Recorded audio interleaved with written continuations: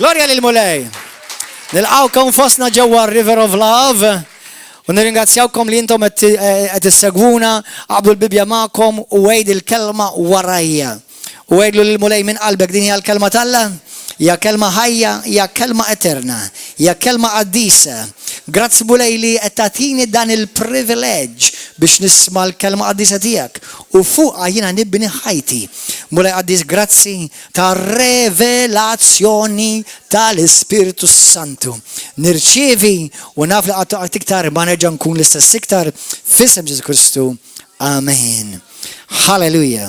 Poġġu bil-qiegħda.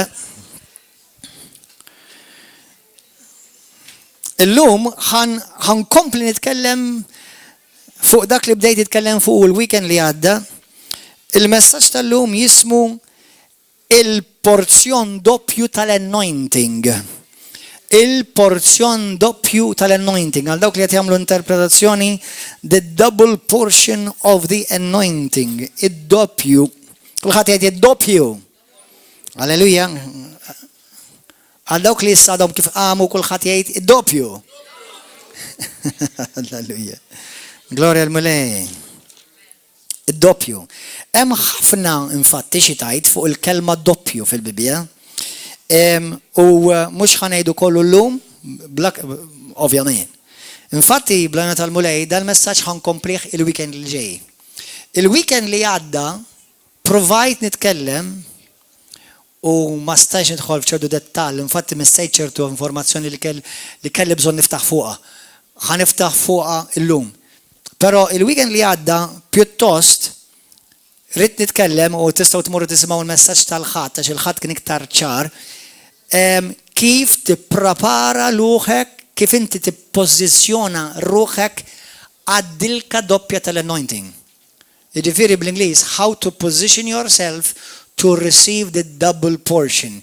Kif tippożizzjona ruħek biex tirċievi id-dilka doppja. Kemm minnkom tafu li l-Bibja titkellem fuq id-double portion? Kemm minnkom tafu għadi?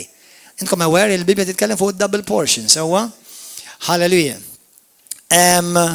Infatti fil-ktib ta' Eżajija, anke f'post minnhom il-Mulej jgħidilhom għal problemi tagħkom jien antikom barka doppja. I will give you double for your trouble. Amen. Halleluja. Imma llum ħanitkellem blajna tal-Mulej bl-Ispiritu Santu x'inhija din id-dilka doppja? Mela ħadd l-għadda u l-sibt l-għadda tkellem kif inti tippożizzjona lilek innifsek għal din id-dilka doppja. Illum ħanitkellmu x'inhija id-dilka doppja? Jekk ikolli ċans x'tagħmel din id-dilka doppja? U l-weekend li ġej, ovvjament jista' jkun obli anke nfiref żewġ weekends oħra, kif tirrilisja u tesperjenza din id-dilka doppja f'ħajtek. Halleluja. Mela, ejja morru malajr l-ewwel net, morru fit-tieni Slatin kapitlu 2. It-tieni Slatin kapitlu 2. Fl-Iskrittura hemm ħafna parallels.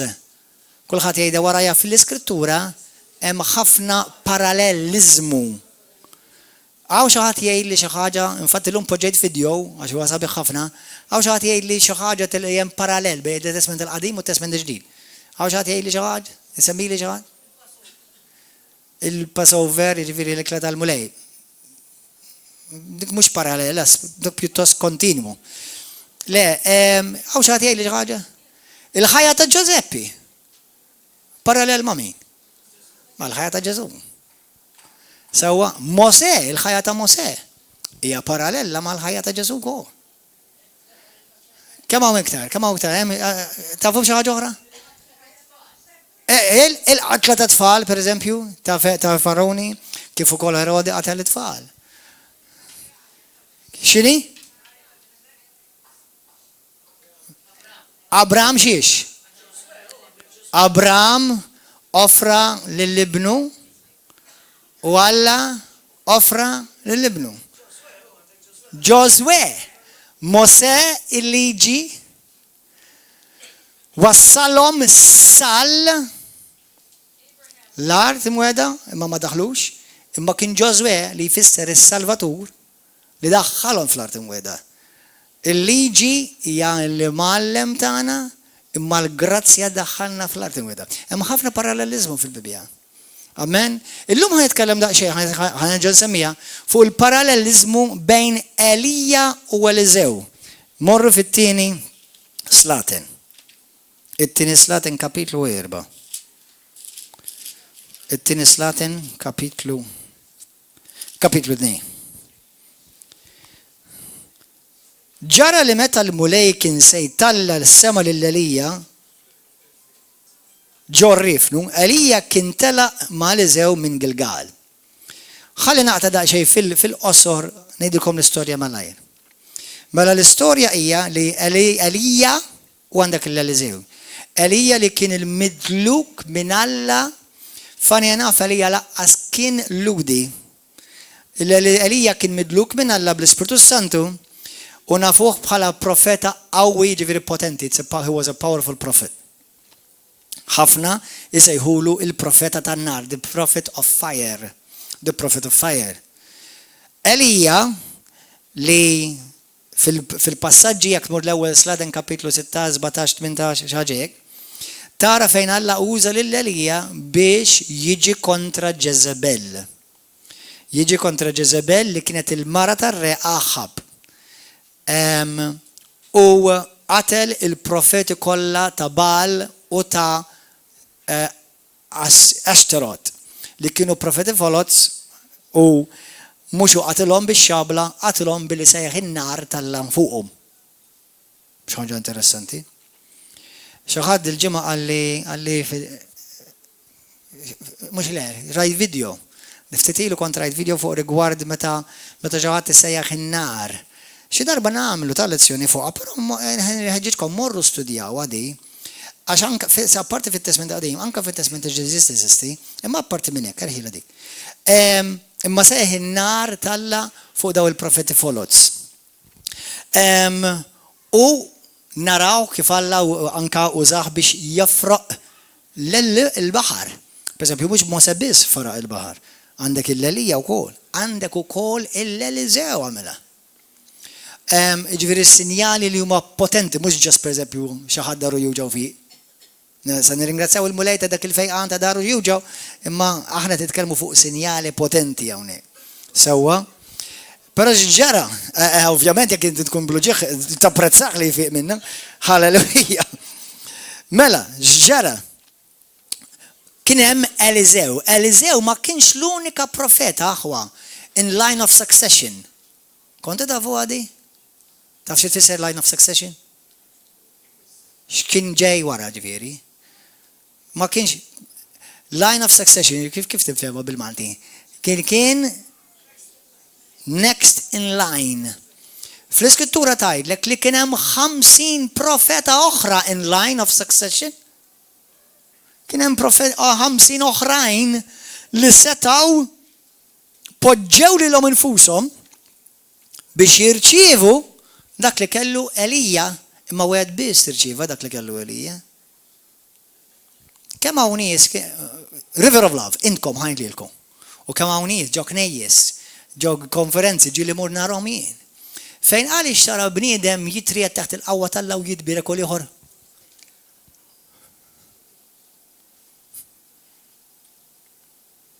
Kemm għandek ġuħa l-mulej inti għajt? Ħansaqsikom, kemm għandek ġuħa l-mulej? Ma vera ta' mhux ġissib tuħammur il-Knisja jew ġil ħadd ħammurna għandna klisa jew ġil erba' ħammur nara l-felux. Għandek ġuħa għall-ent. Taf li għax inti mhux bil-forsa x'Alla jrid ibirkek int ħadd itbierek. I'll say that again. Just because God wants to bless you, it doesn't mean that you will be blessed. Tittamel xi ħaġa int biex tirċievi dak li Alla għandu għalik. M'hemm bżonn inkun teolog murdi b'ħafna obbedjenza. Obbedjenza. Timxi bl-mħabba. Timxi bil-fidi. Tagħmel dak li Alla għallilek biex tagħmel. Tagħtix każ x'qed jagħmlu dawk il-50 l-oħra. Inti Alla fejn qallek biex tkun. X'qallek biex tagħmel. Amen. Daw affarijiet li Alla jagħti kasom Għax il-barka hija kondizzjonali minn rigward mill-punt di vista tiegħek jekk hux ħad irċiviha jew le, jekk inti x'ħad esperjenza jew le. Għaliex inti għandek nies fl-istess linja, fl-istess altar call, nies jħossu l-qawwa tal-law jitredu jitfiqu u l-oħrajn ma tinħoss xejn ta' jien. Issa mhux għax qed nimxu bil-ħass, imma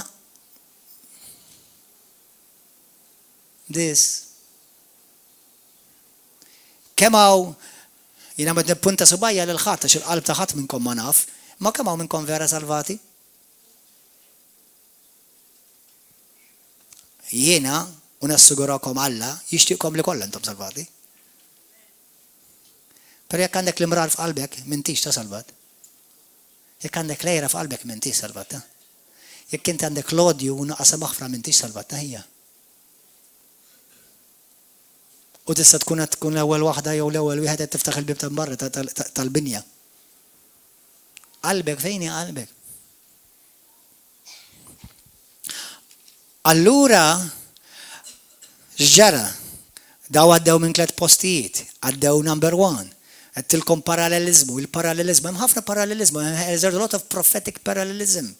Number 1 għaddew minn Betel, Betel xi tfisser id-dar tal-Alla. Meta inti salva l-mulej se jaħlek fejn jibgħatek? Fid-dar tal-Alla. Amen. U mbagħad għaddew mill-post fejn jissejli fil-Ħibru tfisser ir-riħħa jew l-aroma. X'tgħid l-Iskrittura, meta inti tibda tqatta' ħin fil-preżenza tal-mulej fid-dar tal-Alla, x'tgħidlek? Inti tibda tikber fl-arfin u l-arfin ta' Kristu fik jibda jitlaq quddiem Alla bħala aroma fuq. It-tielet ħaġa x'inhi? Qabel ma kien hemm il-promozzjoni ta' Eliżew li jirċievi dik id-doppja unzjoni. Bil-bant jgħidu l-unzjoni, ma tantx nużawha. Iktar ngħidu bl-anointing, avolja ngħidu bil-Ingliż, ma xorta anointing nużaw. X'ġamel? Il-Bibja tgħidlek li mbagħad waslu fil-post fejn il-Bibja tgħidlek li inti tinżel l-isfel. X'ġifieri tinżel l-isfel? Xi tfisser profetikament, spiritwalment jiena inti Ġwanni 3 vers 30. Tgħidli bħalma qal Ġwanni il-Battista jeħtieġ li jiena nitbaxxa. U jola. Dawn ma testijiet inti biex qabel ma tirċievi doppja unzjoni, double portion, tittaddi minnhom. Ħafna mill-barkiet li Alla għandu għalik inti m'intix ħadd tirċivihom jekk inti ma tkunx qed tinstab fid-dar tal-mulej. Dawk in-nies li jgħidu jiena nħobbu tal-mulej ma ġast jiena u l-mulej fil-kċina. Mhux għab xejn għad għandek il-mart u għad għandek il-problemi għax inti mhux qed tonora l-Alla f'affarijiet żgħar. Anyway, imma kollox il-kondizzjoni kollox jirrifletti l-qalb. Kollox jirrifletti l-qalb. Sewwa u x'għamel da? Mela bħalma tafu l-istorja tista' tmur taqraw fit-tieni Slatin 2. Elija qallu qabel ma nitlaq, qabel ma l-mulej joħodni, qallu itlobni li trid. Qallu u nagħtilek. Qallu jiena rrid id-doppju tal-ispirtu li hemm fuq ħajtek. I wanted the double portion of your spirit. Jon kella kelma oħra double portion of your anointing. Ġifieri dak li Alla għamel fuq ħajdek jiena rrid doppju. Allu, man! Allu, inti titlobni xi ħaġa diffiċli, allu mhux impossibbli, diffiċli. Hemm differenza bejn impossibbli u diffiċli. U għaliex qallu diffiċli? Għax qallu biex inti tirċivija din, inti tibqa' sal-aħħar sekonda bajnejk iffokati fuq. Qed tifhmu aħwa? In the meantime, kien hemm il-fellowship, aħwa mill-fellowship, madwar 50 minnhom, u bda jgħidulhom u għaj ma taħħad tiffissa ta' int. Ħallih waħdu il-profeta, ħallih waħdu l-qaddej. U ma tafx laħid, u Eliżew ħin jgħidulhom, ħalek, naf. Fej imuri. U x'għamel, daqqa waħda l-Bibja tgħidlek niżel karru ma' whirlwind, insejġ jgħidulu tromba u ħataf il-Elija. U waqt li ħataf il-Elija, Eliżew qal xi ħaġa importantissima li jekk ma tifhimix, ma tifhimix. Tafx qallu Eliżew lill-Elija? Ma qallux, yo bro! Ma qallux, Elija, ek joġbok. Qallu, missir. xi ħaġa li hemm ħafna rivelazzjoni fil-Bibja fuqha, irċieva doppju ta' missieru għax kien għalih bħala ibnu. And tifhmu? That's why it's important. Get it? Let the Holy Spirit speak to you. So, onora lil missieru, zammajneh fuq missieru, u meta ħadu qalbu ħarġet, of his heart was, we see where his heart was, u l-Ispiritu tal-Għalija ġi fuqu doppju. Talbu xi ħaġa diffiċli. Imma qallu jekk inti żomm għajnejk fuqi meta li tieħed minn quddiemek, dak li inti trid tirċivih. Titngħidilkom hekk wejġin. Timmissjawx il-Faith Explosion Conference. Għandi messaġġ qed naħmih bħalissa. Qed insajru. Però ħankellimkom fuq messaġġ fil-Faith Explosion. Li għal fidi tiegħek m'hemmx limiti. Il-limiti jintamlu, mux Alla. Come and listen.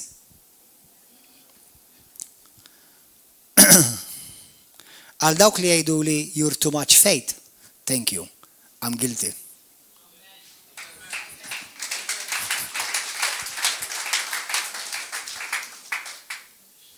Normally, dawk li jgħidu like too much, because they're not enough. Ma lissa ħammorru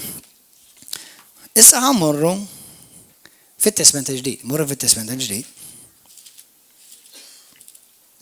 U ħanaraw xi ħaġa daqsxejn interessanti. Issa isimgħuni sewwa. Isimgħuni sewwa.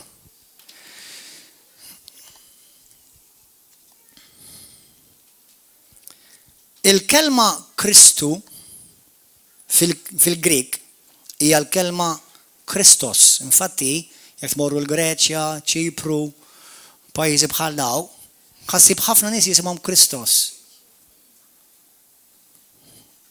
Għax huwa isem. Bħal hemm Jesus. Li huwa Ġesu. Fil-Ħibru huwa l-kelma Messija, aħna ngħidula Messija. Jew Messaja bl-Ingliż, jew nkella Maxjah, xi ħaġa hekk. Issa it-tnejn huma li jfissru l-istess ħaġa. Number one, kulħadd jgħid hemm il-natural u hemm l-ispiritwal. Xi tfisser Messija? Xi tfisser Kristos? Xi tfisser il-kelma Kristu? Number one. Il-kelma Kristu mill-punto di vista naturali, ġifieri li inti tista' taraw tmissa, huwa uffiċċju ta' re mexxej sultan. Re mexxej sultan. Ġifieri mill-punto di vista naturali, Kristu huwa figura li l-Lut kienu qed jistennew, huwa figura li l-Bibja tgħidlek fuq ktieb ta' Eżajja kapitlu 9 vers 7 tgħidlek li l-governanza tkun fuqu and the government shall be upon his shoulder. Sewwa il-Kristu. Bħalissa jekk ikolkom ċans immissjaw xi programm qed tagħmel fuq il-programm ta' ħambejtek. Kristu. Għax meta aħna ngħidu Messija, qed ngħidu wkoll mill-lat punto di vista ta' uffiċċju, kulħadd jgħid uffiċċju. Mill-punto di vista ta' Messija, inti qed tgħid ukoll sinonimu ibn Alla jew bin il-bniedem. Għalhekk inti fil-ktieb ta' Eżajja kapitlu 9 għadni kif improvdi għajt video illum, tistgħu tmorru taraw fuq rigward il-programm sieħ fuq Eżajja kapitlu 9 vers 6 biss. Għandek li hu jissejjaħ Missier Etern. Alla Mighty God bl-Ingliż, jgħidlek Prince of Peace. U għandok daw it-titli kollha. Sewwa Konsullier tal-Aġeb. Dawn ma kollha titli fuq l-istess persuna. Issa il-Messija għalhekk Ġesu x'qal Ġesu f'Mattew kapitlu 16 minn vers 13 sa 18 qallhom lid-disċipli. Qalilhom min tajdu li jien hu. Mhux qalulu. Qalulu xi wħud jgħidu li inti il-profeta, xi wħud jgħidu li inti Ġeremija, jew Elija. Qalilhom mintom, min tajdu li jien. Għaliex, għax kienet importanti. Għallu għabes Pietru, li ma kienx għadu jismu Pietru dak il-min, kien jismu Xmun, għallu inti il-Messija liben talla, jmorru fl-imkien, talla l-ħaj. Il-Messija liben talla l-ħaj.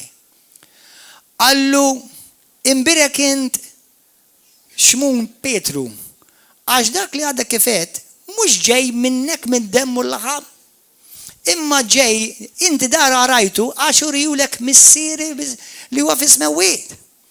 U jina najdlek li fuq din, ma għallux fuqek, fuq din, il-revelazzjoni ta' min jina nibni l-Knisja tiegħi.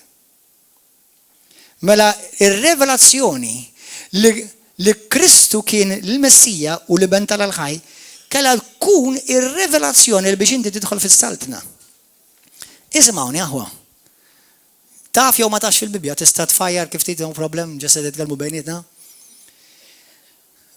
Kemm hawn nies fi żmien il-Bibja, fi żmien li Ġesu Kristu kien fostna fuq l-art, kemm hawn min nies li kienu jafu li Ġesu kien il-Messija. Kemm hawn minnhom li kienu jafu li Ġesu kien il-Messija. Ommu forsi? Sewwa għax l-anġlu Alla li dan ħajkun is-Salvatur u li Alla għażel biex jeħles il-poplu tiegħu min iktar. Giuseppi ovvjament għax qallu f'ħolma jew għax qalklu Marija. Imma prattikament ma tantx il-biċċa kbira ma kinux jafu li Ġesu huwa l-Messija. Qed tifhmu? Issa, kulħadd jgħidin il-Bibja mhux ktieb naturali, huwa ktieb soprannaturali. Mela inti dak li taqra fil-Bibja, għalkemm pereżempju ikollha s-sinifikat naturali tagħha, dak li pereżempju li ġara dak il-ħin. Imma jkollu s-sinifikat parallel profetiku spiritwali tiegħu. Mela il-Messija huwa uffiċċju li huwa ta' governanza u li kien mistenni mill-Lut. U l-Lut, x'kienet jistennew? Gvern li mexxihom, kap, sultan, li mexxihom kontra Rumani, dak stennew. Ġifieri figura li ħajħu postu bħala ħammexxukom kontra l-Rumani, ħalli jwitop il-Roman Empire. Issa, dak immissjaħu. Għax il-Messija li der ma derx hekk. Allura mbagħad għandek f'Mattew kapitlu 11. Fejn Ġwan il-Battista naħseb kellu daqsxejn kriżi. Għax l-ewwel jgħid dan huwa l-ħaruf Talla li neħħidnu b'tad-dinja. Mbagħad wara ftit meta ġie arrestat u forsi Ġesu ma marx jarah, qallu basta pastor ma ġiex jarani dak. Il-moment li ma ġiex jarah il-ħabs iddubi dak hux vera l-Messija. Battu għadi, żommu għal-futur. Sewa, għax ħafna drabi meta inti ma toġġovelax il-xaħat, ma l għedu dak mu pastor ġejta. Sa' kem għandhom bżonnu dak il-pastor tijaj, il-ħobbu, u mijaj. Imma lajċem pillis, lajk il-limnis, dak mux pastor da. Ma għallix happy birthday, ma ħallix bidejja, għasħares lejja, anzi kif ħares bikraħ. Allura sa daqsek ma diġ il-pastor, tlift id-dilka.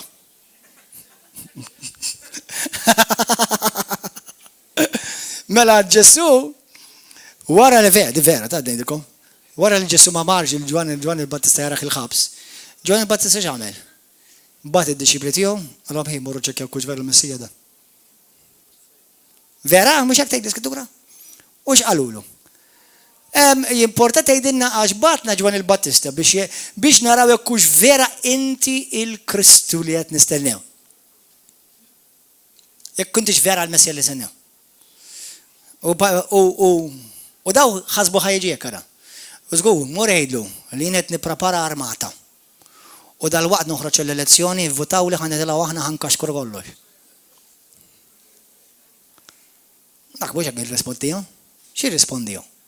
Għallu l-ommor jgħidu Ġwan il-Battista. L-om jaraw. Il-foqra jiġi pritkat li jom il-Vangelu.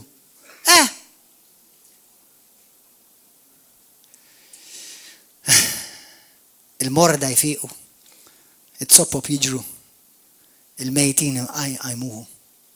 X'inhi? Daw kienet ifittxu Messija naturali. Kristu ġi bħala Messija sopranaturali. Halleluja. Ot attent, għax jekk inti għadek tħares lejn Ġesu bħala il-Messija in-natural, ma tieħux attra anointing.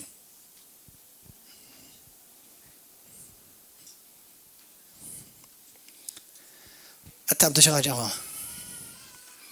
Mela il-Messija issa mhuwiex biss Ġesu il-Messija. Infatti, meta ismawni. Meta aħna ngħidu Ġesu Kristu, qed ngħidu Ġesu il-Kristu propjament. Fl-Iskrittura tagħmilha ħafna drabi hekk, miktuba hekk ħafna mill-drabi. Jew Ġesu li jessejjaħ il-Kristu. Jew kellha Ġesu Kristu, jew Ġesu il-Messija. Imma mbagħad hemm il-Messija. Id-darba l ħaċetulkom jiena. Aħna msejħin biex ngħixu bħal Ġesu fil-Messija. Aħna msejħin biex ngħixu bħal Ġesu l-ewwel Ġwanni 4:17 bħalma hu hekk aħna fuq din id-dinja. U ngħixu fi Kristu. Ġesu. Nimitaw il-Ġesu. U ngħixu fi Kristu. Nimitaw lil Ġesu. U ngħixu fil-Messija. Issa x'inhi hija l-kelma Messija? Il-kelma l-Messija nista' ngħidilkom imma ħanurikom Skritturi biex tarawha ċar. Morru fi ktieb tal-Atti kapitlu 4. Il-kelma Messija tfisser din. Tidlek biż-żejt. Tindilek biż-żejt. Li għalhekk ngħidula id-dilka tal-Ispiritu Santu. Xi ħaġa interessanti, isimgħuni sewwa. Fit-Testament il-Qadim, re anke huwa msejjaħ ma jistax jopera qabel ma jiġi mill-luk. This has so much powerful revelation. Okay, massage your brain a bit, although this is your brain and this is your mind. Symbolically, massage your brain a bit. Fit-Testament il-Qadim, re msejjaħ minn Alla, però xorta għadu ma jistax jopera jekk ma jkunx medluk minn profeta. U anka ħafna drabi mis-saċerdot. Ġesu qabel ma beda jopera minajr il-governanza tal-anointing. This is meat. Right now I'm giving you meat. You are on meat buffet tonight. You better nispara ġibtu d-dentatura. Without the anointing, the king would have never operated.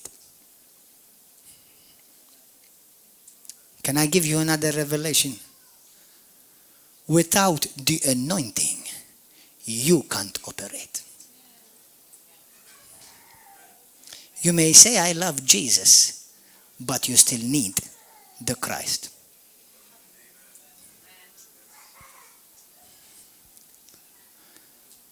Isimgħuni sew. Morru fl-Atti kapitlu 4. Ejd Spiritu Santu kellimni.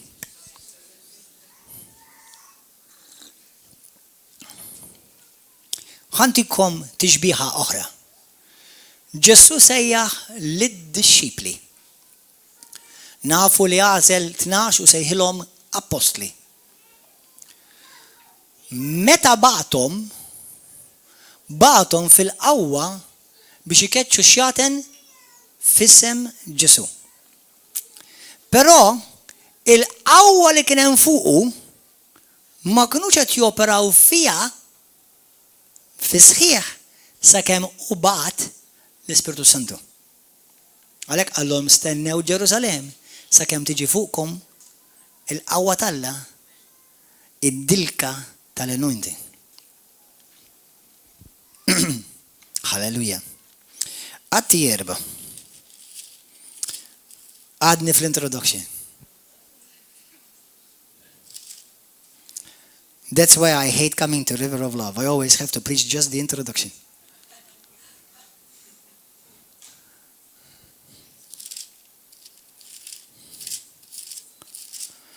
Għax nirrealizza li tant hemm li nibża f'inverted commas li ħafna minnkom m'għandkomx dak il-ġuħ. Jiena ngħid jalla għandkom dak il-ġuħ.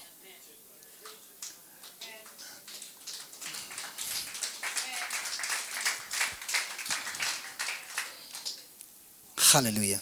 Atti kapitlu 4. Vers 27.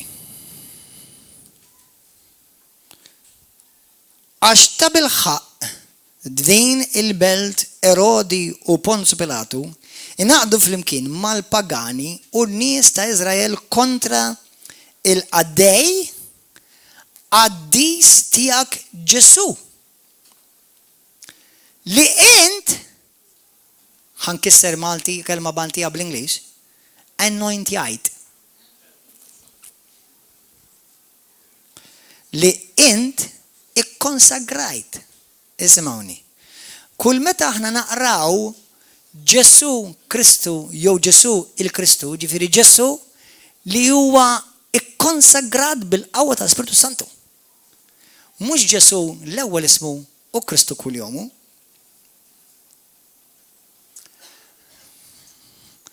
Mela, li inti tkun il-anointing, il-mexxieħ, jew il-mexxija, jew il-messija, jew il-messaja, jew il-Kristos tfisser dilka ta' żejt rabd bl-Ingliż għall-iskop maħkom hawn. I am just first in my first 2 lines only so far. Għall-iskop biex jkun maqtuħ is-separat u konsagrat u maqtuħ għal Alla biex jirrepreżenta lil Alla. Many religious will not receive this. Biex jopera bħal Alla.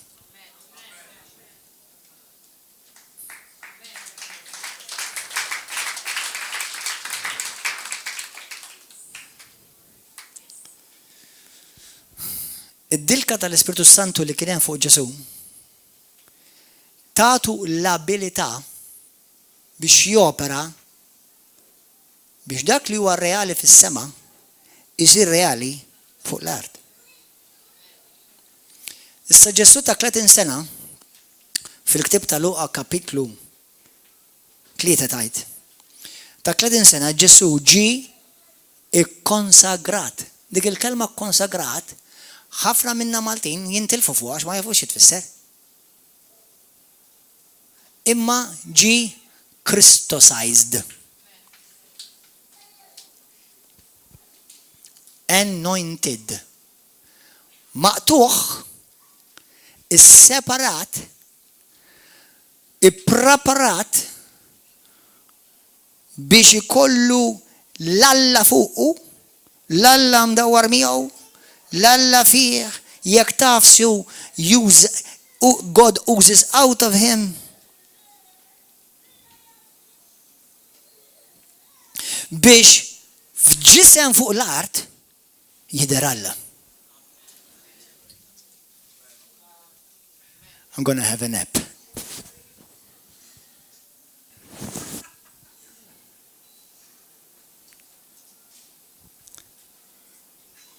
Aqbes l-uffiċċju naturali u mur għall-iskop sopra in-naturali.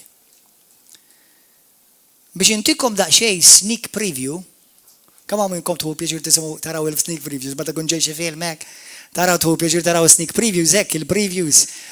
Issa xejdulek il-sneak previews xejdulek ġeneralment. Biċċa fil-bidu, biċċa fl-aħħar, biċċa fin-nofs. Bitaħi. Jgħatuk biċċi. Ħantuk biċċa.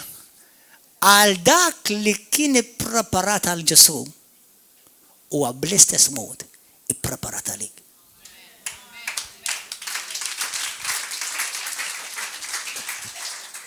Take a deep breath. Everybody, please say this after me. Christianity is a revelation. And if you didn't get that, you will get nothing after that.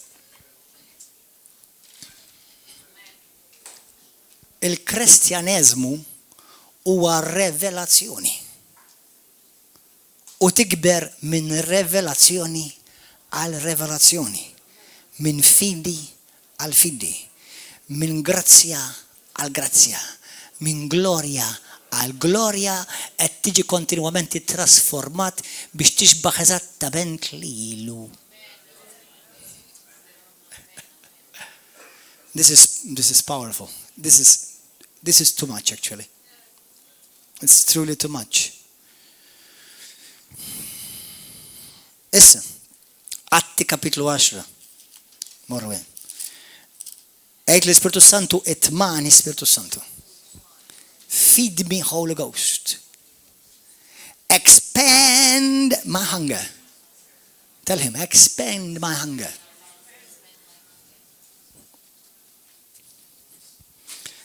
Et tifmu tant Mikel fuq dan is-suġġett biss li m'għandekx binuk toħra x'taħli f'ħajtek.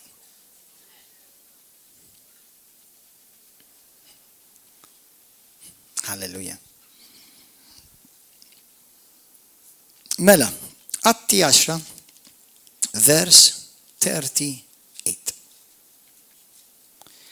Nafu kif Alla ikkonsagra lil Ġesu ta' Nazzare. Fej taraw il-kelma Ġesu Kristu hemm? Fej rajna fl-Atti tal-Apostol kapitlu 4 vers 27 rajna Ġesu Kristu hemm? Indunajtu ma hemmx? Hemm konsagra. Qed tifhmu? Hekk konsagra, qed tifhmu? Mela nafu kif? Please. Atti 10. Nafu kif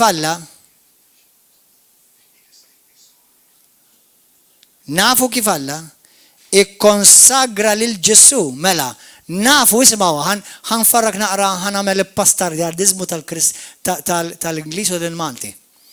Nafu kif Alla kristjanizza lil Ġesu. Qed tifhmu? Nafu kif Alla ikkristjanizza, ikkonsagra lil Ġesu ta' Nazaret. Biex tiġi konsagra? Fit-Testament il-qadim inti kont tiġi konsagrat biż-żejt. Is-slaten kienu jiġu konsagrati biż-żejt. Illum il-ġurnata anke meta xi kultant nitolbu fuq il-morda, mhux bil-fors, però hemm prinċipju li inti tista' tidlek il-morda biż-żejt. Meta aħna pereżempju nagħmlu baby dedication, mhux bil-fors tagħmilha, imma tista' tagħmel baby dedication għaliex qed konsagrat, you're setting apart. Every time you anoint, you're always setting apart. Issa skont il-kuntest li qed tużaw il-kelma anoint fija, jiddependi s-sinifikat. Imma it always means to set apart and to consecrate. Mela, meta aħna pereżempju nordnaw in-nies, djakni, xjuħ, whatever, pastors, ġeneralment ikun hemm dik il-konsagrazzjoni, anke ġielu nużaw iż-żejt naturali. Imma l-importanti mhux iż-żejt naturali, għax iż-żejt naturali huwa biss simbolikament għaż-żejt tas-sema. Għax inti nista' nidfa' bod żejt tal-olive oil fuq hekk. U xorta ma jkollokx qatra anointing fuq ħajtek. Sewwa għax Alla jitfa' żejt fuq vessili qalbhom huma safja u puri. Sewwa mhux fuq nies li ma jagħmlu żbalji għax kieku ma jħares lejn ħadd. Imma lejn nies li qalbhom hija safja. Maqtuha lija. Amen. li verament qalbhom hija vera qalbu lej.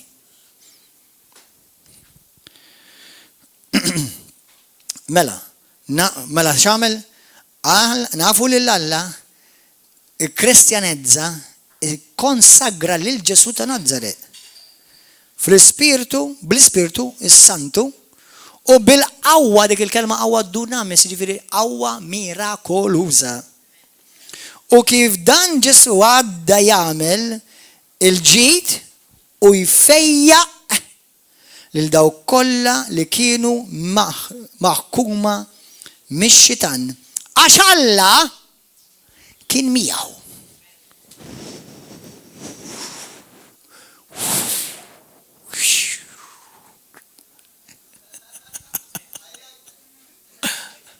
Use a bit of your imagination. Remember, we are made in His image, nation. Imagination. Before He made you, He imagined you. You understand? Mela xed naraw Ġesu konsagrat. Issa ħantikom daqsxejn. Jekk pereżempju qabdu żewġ kotba mill-Bibja Testament ġdid, speċjalment mill-erba' Evanġelisti, dak li ngħidulhom Evanġelisti wara kollox. Għax forament mhux kollha kienu Evanġelisti, minnhom kienu apostli, minnhom kienu l-qaddej tal-apostlu, whatever. Imma u taqbad pereżempju Mattew kapitlu 1 u anka nofs kapitlu 2 fejn Mattew kapitlu 1 l-ewda ma jagħmel il-kittieb jagħmel overview ta' Ġesu. U fil-bidu jgħidlek dan huwa r-rakkont ta' Ġesu Kristu. Tajjeb hekk? Però mbagħad meta ħajerġa' jidħol mill-qrib minn hawn jibda t-twelid ta' Ġesu. Qed tifhmu? U tara li ħantikom eżempju ċar iżmawni. Ġesu wettaq u mexa fil-uffiċċju tal-Kristu, tal-anointed, tal-midluk. Però Ġesu avolja li kien imsejjaħ ftakar xtajt fil-ktib ta' Eżajja kapitlu 9 vers 6. Aħna twildilna x'twildilna? Tifel. Imma jingħatalna Messija. Meta naraw ibn Alla u Messija naraw xi ħaġa sinonima. U kienu jafu min kienet jara bil-lat spiritwali li l-Messija tfisser ukoll li huwa mimli balla Alla kontinwa kompletament miegħu. M'hemmx roqna li inti m'hemmx Alla fik. Issa Ġesu Kristu biss kien jokkopa dak l-uffiċċju. Għax hu Ġesu il-Messija, Ġesu il-Kristu. Imma aħna ġisem Kristu. Ġesu il-Kristu huwa r-ras. Imma aħna ġisem ta' Kristu. Qed tifhmuha? Allura l-istess li għandu r-ras għandu il-ġisem. Fis-Salmi 133 tgħidlek li d-dilka tal-Ispiritu Santu tibda minn fejn? Mir-ras. Ma taqafx xejn. Imma tinżel mal-ġisi. Halleluja. Ekk ukoll il-dilka tar-ras Ġesu Kristu, Ġesu il-Kristu, għax aħna meta ngħidu ma jimpurtax tista' tgħidha Ġesu Kristu tgħidha l-Bibja ħafna drabi. Imma propja fittex fejn jifta' fuqha. U Ġesu huwa Ġesu il-Kristu, Ġesu il-Messija li huwa mistenni. Sa bħalu dak hemm wieħed biss. Għax Ġesu mhux biss kien midluk biżejt, kien ukoll mwieled minn ġu fommu mill-Ispirtu ta' Amen, jina u inti maħnix, jekk kommok għartlek Anġlu, ma jfissirx li inti twilit mill-Ispirtu, ok? Halleluja. Imma s-sena ftit, imma ħatikom parallel ieħor. Imma jina wild, inti mwildin mill-ġdid. Allura, ħazazikom mistoqsija, di weħida nista' nagħmilkom moħħkom oqda, però ħan nilliberakom tħabbix xasek. Ġesu twilet mill-ġdid jew le? Għaw min jgħid iva u ma jgħid le. Infatti dik hija dottrina li hija pjuttost radikali fil-ġisem ta' Kristu u ħafna ma jmissuwix. Però m'għandix għalfejn missa, però ħanejdulkom hekk. Ġesu tiġa kien imwieled minn ġu fommu mill-Ispirtu. Allura ismawni, ħanżom ma saw sal-lum. Essaċ ma kellux għalfej jitwieled minn ġdid, għax kien tiġa u imwieled mill-bidu mill-Ispirtu tal-Alla. Imma xorta kellu bżonn jiġi kristjanizzat. Għax ta' 30 sena, sa' 30 sena Ġesu li huwa mwieled mill-Ispirtu tal-Alla ma għamel xejn, ma għamel l-ebda miraklu, ma għamel l-ebda opra sopranaturali. Għaliex, għax il-Kristu fuqu dak li taħ il-qawwa biex jagħmel il-ġenna reali fuq din l-art. U lilu u qalu jiena nibatlek il-Kristu tiegħi fuq li ġej mill-missier biex inti l-istess sopri li għamilt jien fuq din l-art perbess ta' Kristu id-dilka tal-Ispirtu Santu fuqi. Però qabel ma nibatilek inti wkoll titwieled mill-Ispirtu. Għax li kieku l-anointing, il-Kristjan, il-Kristu, il-Kristjan, ma nistax kristjanizmu, il-Kristu, l-anointing, id-dilka ma tistax tiġi fuqek jekk inti m'intix tiġa mimli bl-Ispirtu għax kieku toqtla. Qed tifhmuha? Allura Ġesu sa 30 sena kien għadu orrajt, kien il-Bibja tgħidlek kien sottomess li jdommu l-missieru.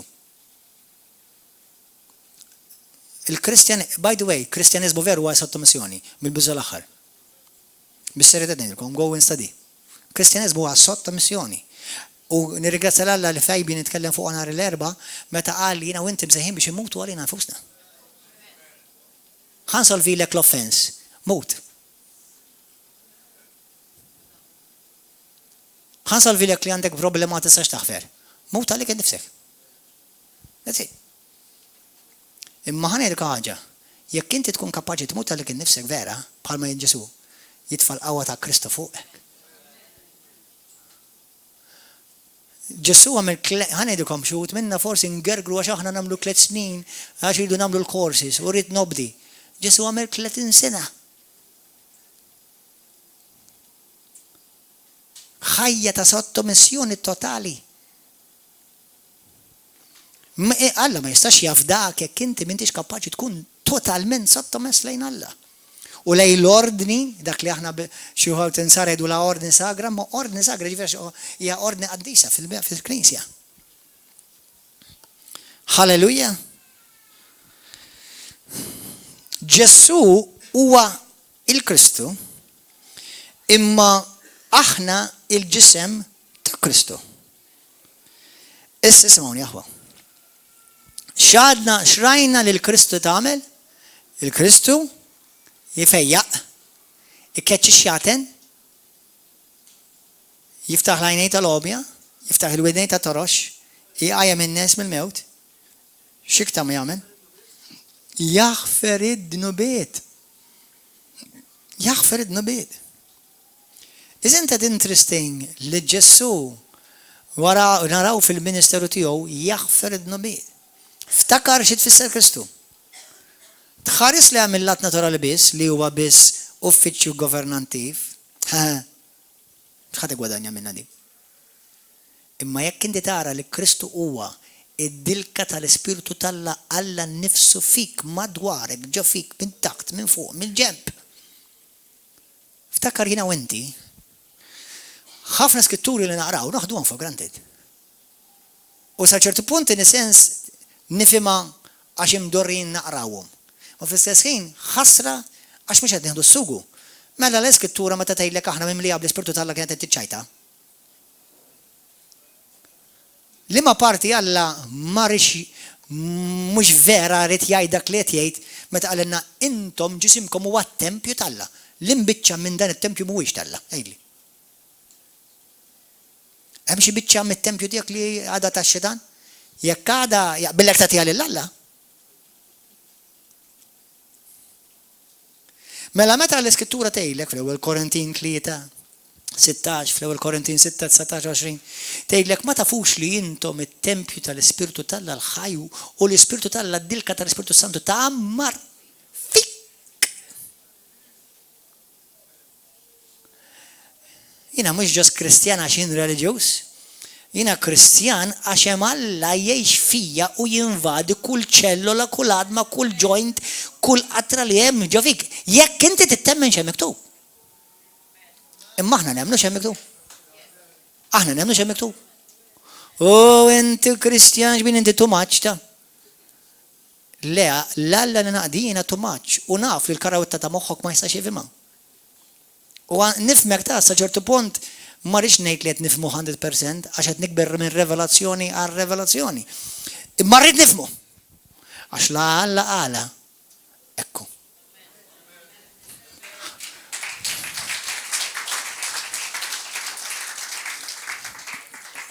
Ħanurikom ftit skritturi malajr.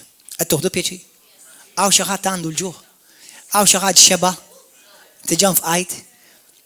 Jekk tiġi f'qajt, kun prudenti jibqa' madwar il-mejda u tqum sakemm kulħadd tilesti. Halleluja. Morru fil-ktieb ta' Romani 8. Halleluja, halleluja. Qed tħossok qed timtela. Halleluja. Qed tiekol it-tomodu sew dal-ikel. U Romani kapitlu 8. Bħalma tistgħu taraw qed tifhmu għaliex hemm bżonn 3 ġimgħat jew 4 ġimgħat biex naqblu din il-lezzjoni biss. Min jaf għaliex il-muleti kellimna fuq dawn l-affarijiet bħalissa? Semmejtilkom l-ewwel li ma ħana ġen semmilkom issa.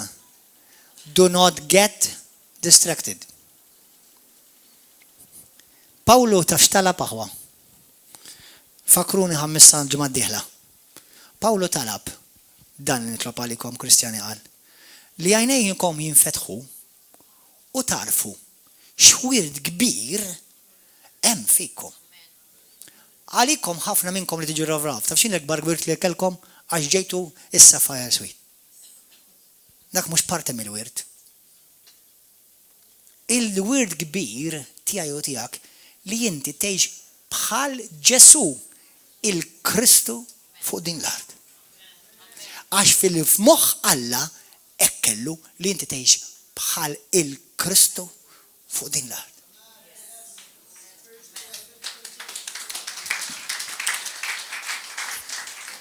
Qed tifhem issa għaliex ma tistax tiġi distracted.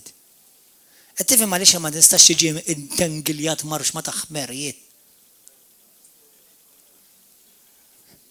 Do you think Satan does not know how to distract you from this great inheritance?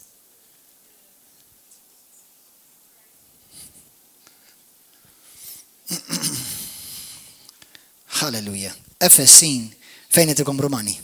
Romani 8. Romani 8 versi.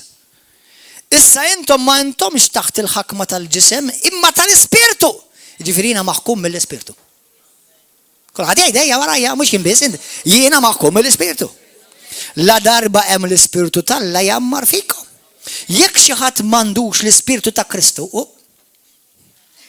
jekk xi ħadd m'għandux l-ispirtu ta' min? Tal-anointing. Kont minn għalija ħanamlu l-ġimgħa d-dieħla, ma middela ħanamlu l-ġimgħa ta' wara jew forsi l-ġimgħa ta' wara dik. Fejn irid nitkellem fuq knejjes movimenti kristjani li huma kontra Kristu. U jalla l-ebda wieħed minnkom ma taqaf dik il-kategorija.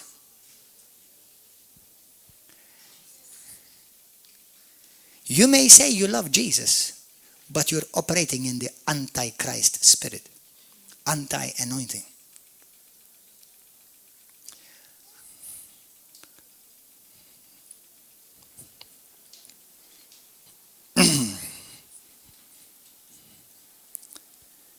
ħantikom sneak preview.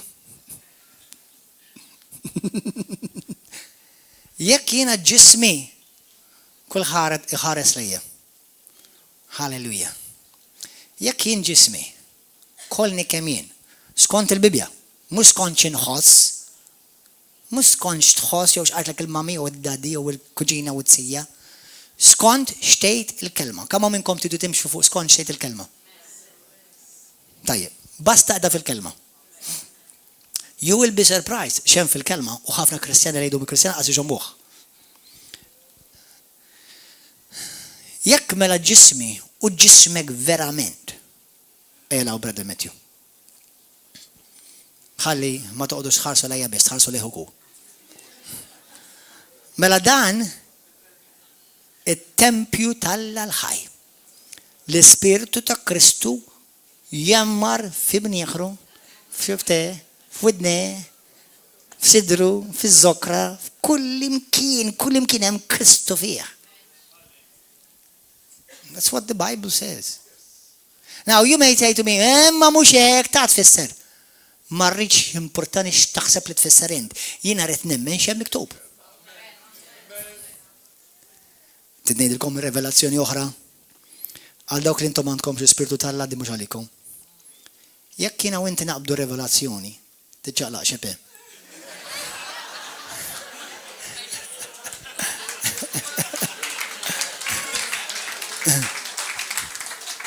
Jekk jiena u inti naqbdu r-revelazzjoni tagħha di, ħanerġa' ngħidha. Din għal min biss għandu r-revelazzjoni. Jekk jiena u int naqbdu r-revelazzjoni tagħha di u nikbru fir-revelazzjoni tagħha, taqqas virus wieħed ma jaqbdek f'ħajtek ieħor. Għax fejn hemm l-Kristu jopera ifejjaq. Fejn hemm il-Kristu jopera hemm is-saħħa. Fejn hemm il-Kristu jopera hemm l-imħabba. Fejn hemm il-Kristu jopera hemm il-milja għax hemm id-divinità sħiħa preżenti. Some of you will get it in 10 years. Isimgħu. Mela jekk dan huwa t-tempju tal-Alla u hekk hu bħala Matthew, idej hija fiha mimlija Kristu. L-idea l-oħra hija mimlija Kristu. Spalle wiċċu mimlija Kristu. Jekk din lit relax naqa' brother. Tibda tagħti. Qed taħdem kontra? That's a sneak preview for next time. God bless you. Mhux għalhekk Pawlu jgħid, jekk intom il-ġisem ta' Kristu, kif jista' verament jinstab bejnietkom tajjir, ejra, korla, lanzita, mela nsejtu ġisem minn intom?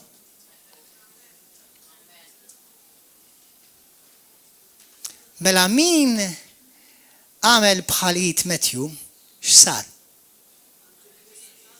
Antikrist. To be continued that one. Mela, jekk xi ħadd m'għandux fih l-Ispirtu ta' Kristu, dan mhuwiex tiegħu. Dan mhuwiex tiegħu. Amen. Halleluja. Vers 10. Vers 10.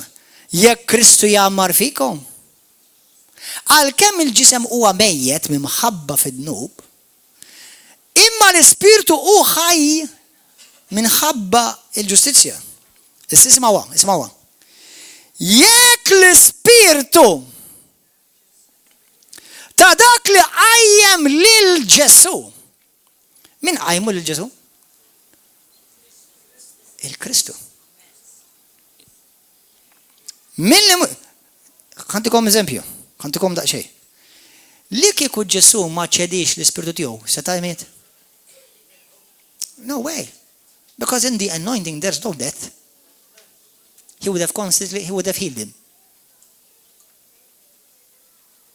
Allura kellu jċedi l-anointing għal moment ħalli ġismu jista' jmut.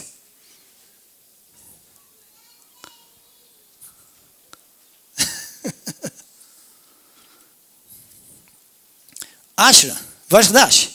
Jekk l-Ispirtu ta' dak li qajjem mela l-anointing tfisser l-Ispirtu tal-Alla midluk miegħek hekk, l-Ispirtu tal-lek midluk kompleta. Importanti l-kana qabel l-Ispirtu tal-lek. Hekk bibidluk. Dak huwa midluk. Bl-Ispirtu tal-la. Se nafti. L-Bibja tgħidlek li x-xitan ma jistax imissek jekk inti fi Kristu. Ma jistax imissek fl-imerja. Fl-ebderja. Jekk int fih vera. Imma jekk isib erja li jista' jmissek, ifisser li Kristu mhux f'dik l-erja. Qed tifhmu?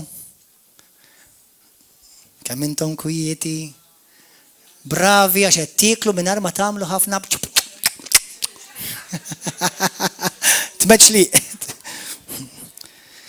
Għax jekk l-ispirtu ta' dak li qajjem il-Ġesu mill-imwiet jammar fikku, Alla stess li qajjem il-Kristu mill-imwiet, iqajjem il-ħajja wkoll li il-ġisem mejjed tagħkom bis-saħħa tal-Ispirtu li jammar fikkom. Pratikament jiġifieri dik tfisser jekk tistudjawha the spirit of the anointing, it actually and literally slows down the process of your decay and rejuvenates you.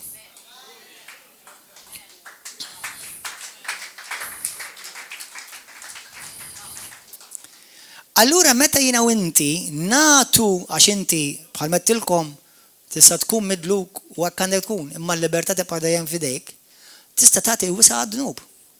U x'tagħmel? Jekk tittoqtol l-anointing x'tagħmel? Murati ħajtek għad-dnub.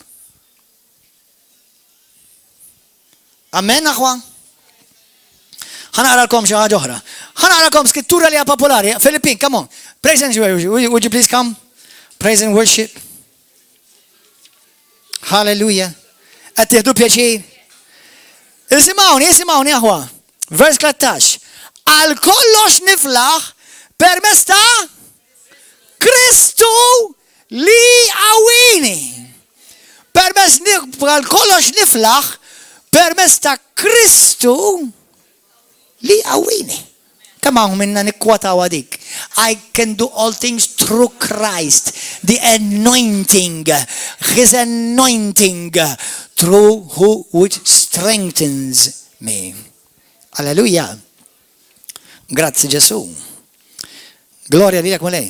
Efessin wieħed. Vers 3, isimgħuha. Imbirekalla u missier ta' Sidna Ġesu Kristu. Jew nkella imbirekalla u missier ta' Sidna Ġesu il-Kristu. Li berikna b'kull xorta da barka spirituali fis-mewit fi Kristu. Sanna, il-barkit tiegħek fejn huma? Il-wir tiegħek fejn hu? Il-fejqan tiegħek fejn hu? Il-ħelsin tiegħek fejn hu? Il-paċi tiegħek fejn hu? Taf meta jiġi Kristu? Il-Kristu fuqek meta taraf il-Ġesu. Jekk taraf minnu Ġesu, il-Kristu jiġi fuqek.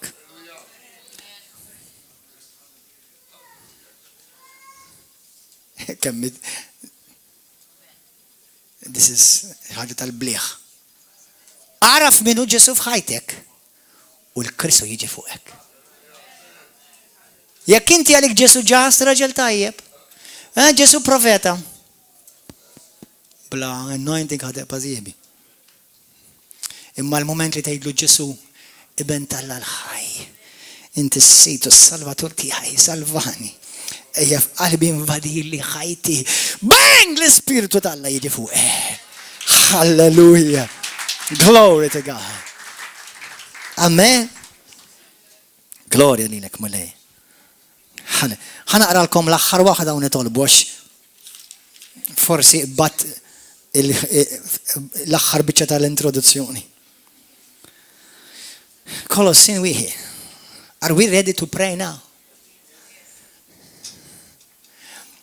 Kemm minnkom juwa qed lestu biex intom timmissjaw dak li Alla għandu għalikom. Mela m'għandkomx alternattiva li żomm għajnejk iffokata fuq Kristu Ġesu. Ħalli dak li għandu Ġesu jiġi fuqek bla riserva.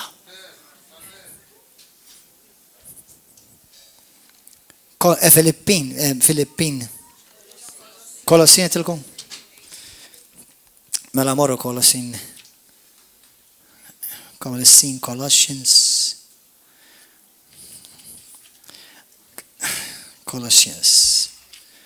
Hallelujah, hallelujah. Kapitlu 3. Filippin wieħed jgħid hekk, vers 21 tajt hekk. Imma ħa naqrakom Filippin 3. Għax għalija li ngħix don't read the Bible with your peanut brain. Read the Bible with the anointing. Aliyah ħajti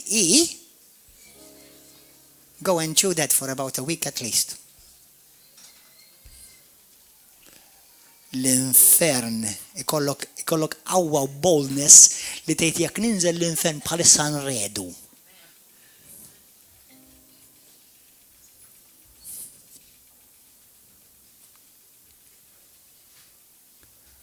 Għalija li jien ngħix, Pawlu jgħid, ħajti mhux ħajti ta' Kristu ta'.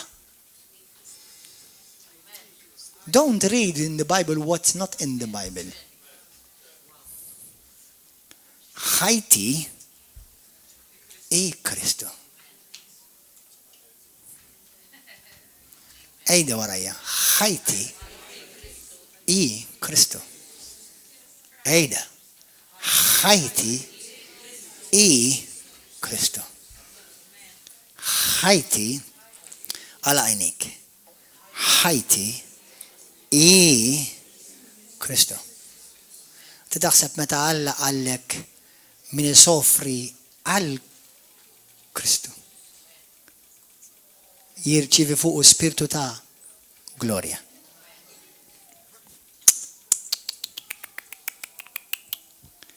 Allora meta inti tissofri bħal fi Kristu, int mejjed għalik innifsek. Imma xejn ma jista' jmexxi kontra Kristu. Tidnejlek meta jnaw inti nitilfu? Tidnejlek meta inti titlef? Meta inti l-akkużaturi tiegħek tirrispondihom. Għax issa laqt ħalqek lil Kristu. Il-Kristu laqtlu ħalqu, mara rispondihom int. Meta inti tuħu għalik. Meta inti trid il-vendetta. Meta inti trid tirrispondi lura. Meta inti tkun l-aħħar waħda u l-aħħar wieħed li tgħid xi ħaġa. Meta inti trid ħammur ngħidlu, jew ħammur ngħidilha. Int mejjed. Suppost. Il-Kristu biss jopera mal-mejjed.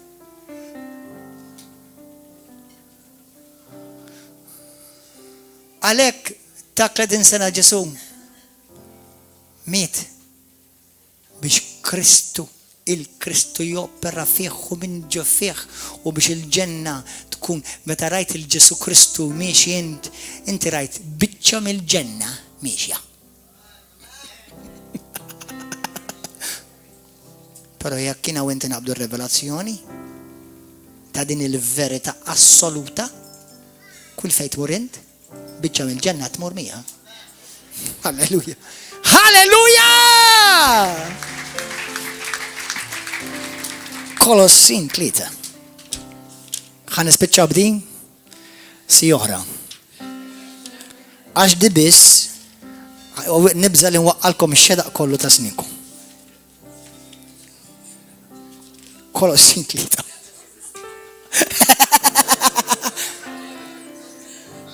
Dik hija simbolikament mhux letteralment ovvjament. Ismaw. You know, brothers and sisters, tafx titolbu kuljum tafx għandkom titolbu? Ikber fir-revelazzjoni. Iktar revelazzjoni. Give me more revelation, Lord. Revelation of manna of heaven. Jekk intom irsu xtajtu ma' Kristu, fitxu l-ħwejjeġ tas-sema fej Kristu qiegħed fuq il-lemin tal-Alla. Dan titkellem fuq il-persuna ta' Ġesu Kristu, il-persuna. Aħsbu fil-ħwejjeġ tas-sema mhux f'dawk tal-art. Għax intom mittu! U ħajjitkom hija moħbija!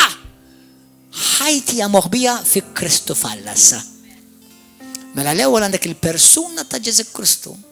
Immissa jiena u inti moħbin fi Kristu. Falla.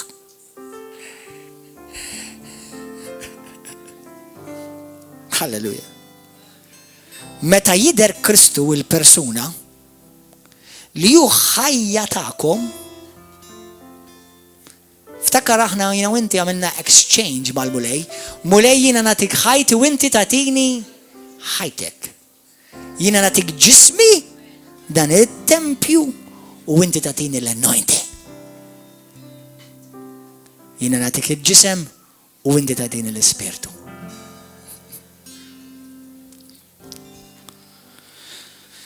Halleluja. Meta jidher Kristu li huwa ħajja tagħkom, imbagħad intom tidru wkoll flimkien miegħu fil-glorja. That was just the introduction. Hallelujah. Il-barkiet huma fi Kristu. Il-paċi tiegħek hija fi Kristu. Il-fejqan li għandek bżonn huwa fi Kristu. Il-mirakli li għandek bżonn huma fi Kristu. Il-finanzi li għandek bżonn huma fi Kristu. Il-fidi li għandek bżonn hija fi Kristu. Kull biża titkisser permezz ta' Kristu. Halleluja. Il-missjoni li inti għandek minn Alla tas fis-sema titwettaq biss fi Kristu. Let's pray. I don't know exactly how to pray on this because close your eyes. Għal dawk li forsi intom qed tgħidu li Pastor Man fija xtomot. Issa ħadkun fuq il-YouTube morru waraw għad-dar bil-kwit erġa' smaħħa mill-inqas 50 darba. U aqbad dawk l-iskatturi li semmejtilkom u qarbilhom ħafna. Qarbilhom. I remind you, we live a revelation, not a religion. We follow a person and we live in Christ. Sekint illum tgħid li pastor jiena mhux qed naqbad kollox ma jimpurtax. L-Ispirtu Santu, id-dilka tal-Ispirtu Santu tirrevela lek hija x'intom irċevejtu l-Ispirtu minn Alla il-Qaddis. U intom fikkom hemm id-dilka ta' Kristu. L-ewwel Ġwanni 22. U vers 27 dejlek u m'għandkom il-ħadd tal-fejn jallimkom għax dik l-istess dilka tallimkom kollox.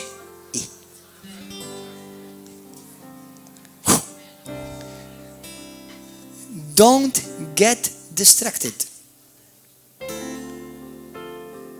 Jina wint jalla aħna nirċivu l-grazzja. Li meta Ġesu jiġi ma ngħidux wow man! Ngħid ara wasal. Beep me up, Scotty. It should be so normal for me. The Bible says not the church should be surprised, the world.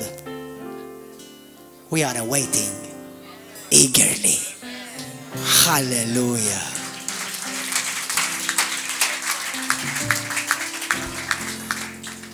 Jekk inti llum jagħtaw l-ewwel darba u tgħid li pastor jiena nixtieq nagħti ħajti lil Ġesu Kristu. Nixtieq nibda ħajja ġdida miegħu. Nixtieq nindem minn nubieti. U nixtieq inħalli l-Ispirtu ta' Kristu jagħmar u jopera fija. Irrid inkissel kull ħakma, kull madmad, kull xkil irrid inkissru u rrid nibda biddu ġdid issa.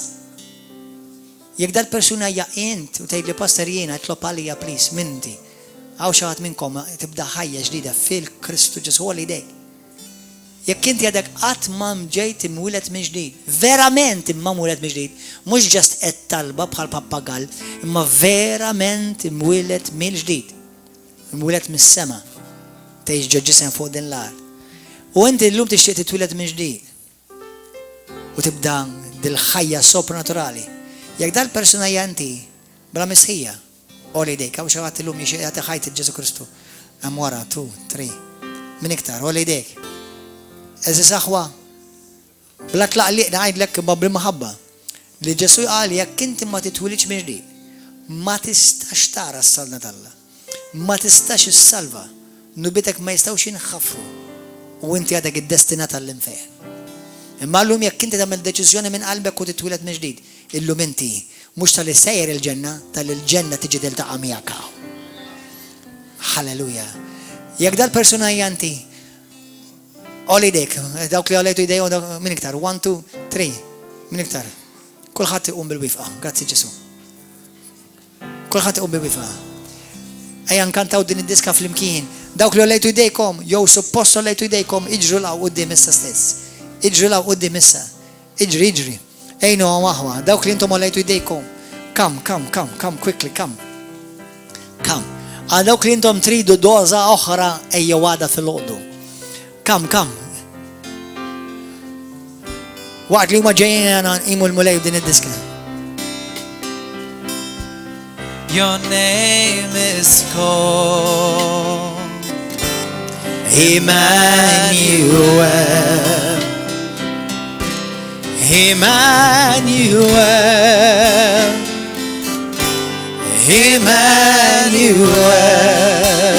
Your name is called. Your name is called Emmanuel.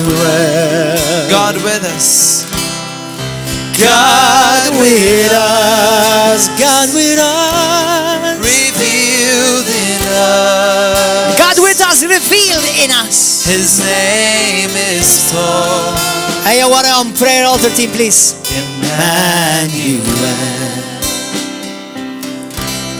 Emmanuel. Come on, let's worship him. Cantawlu lil mulej. Emmanuel.